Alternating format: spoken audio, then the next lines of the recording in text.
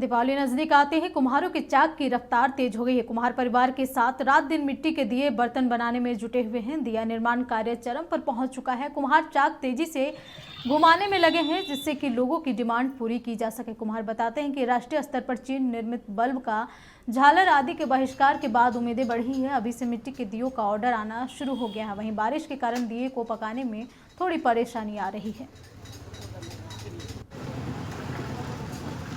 हाँ सर, अब वो डिमांड तो खूब है सर, डिमांड में कभी नहीं है, लेकिन कितना बनाएंगे। देखे रहे हैं कि अब कितना बरसात कभी करता है, कभी धूप करता है, घर बाहर करने पड़ता है। बना रहे हैं जो ओरियाता है, जो बनाते हैं। मशीन तो नहीं है, आदमी तो मशीन नहीं है। मशीन से लाइन से थोड़ा चल रहा है। ये चाक पहले हाथ से घुराना पड़ता था, अब मैंने मशीनें लेने से चलता है। तो ये कितना और जाएगा, कितना करेगा। और डिमांड है, बहुत है, मांग में कमी नहीं है।